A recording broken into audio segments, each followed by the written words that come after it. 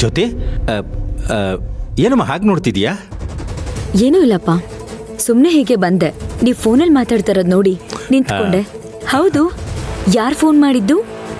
ರುದ್ರನಾ?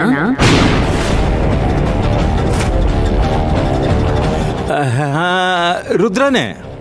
ಮತ್ತೆ ಏನಂತೆ? ಅದು ಅದು ಹಾ, ಮತ್ತೆ ನೀರ್ ಬಿಡ್ಬೇಕಂತ? ಹಾ ಹಾ ಹಾ. ಅಪ್ಪ, ನೀನು ನನ್ನ ಸಮಾಧಾನಕ್ಕೆ ಇಲ್ಲಿ ಕರ್ಕೊಂಡ್ ಬಂದ ಅಥವಾ ಬೇರೆ ಯಾರಾದ್ರೂ ಹೇಳಿದ್ರು ಅಂತ ಕರ್ಕೊಂಡ್ ಬಂದ?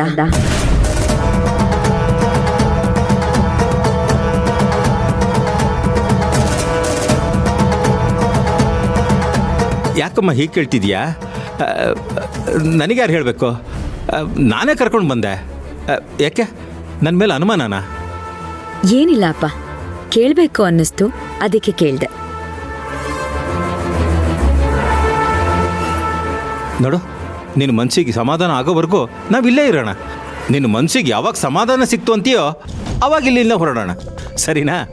ನೀನು ಆರಾಮಾಗಿರ್ಬೇಕು. ಚಂದ್ರಿಕಾ, ಚಂದ್ರಿಕಾ.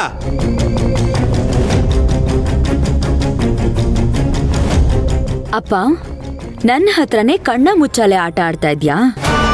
ನೀನ್ ಯಾರ ಜೊತೆ ಮಾತಾಡ್ತಿದ್ದೆ ಅಂತ ನನಗೆ ಗೊತ್ತಿಲ್ಲ ಅನ್ಕೊಂಡಿದ್ಯಾ? ಒಂದು ತಿಳ್ಕೊ ಅಪ್ಪ, ನೀನ್ ಎಷ್ಟೇ ಪ್ರಯತ್ನ ಪಟ್ರೂ ನಿನ್ನ ಆಸೆ ಈಡೇರಲ್ಲ. ನಾನು ನಿನ್ನ ಅಳಿಯ ಈ ಜನ್ಮದಲ್ಲೇ ಒಂದಾಗಲ್ಲ.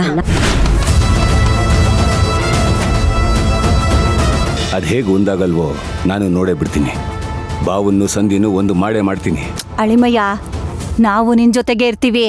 ಅದೇನೇ ಆಗ್ಲಿ ಅವ್ರಿಬ್ಬರನ್ನು ಒಂದು ಮಾಡ್ಲೇಬೇಕು.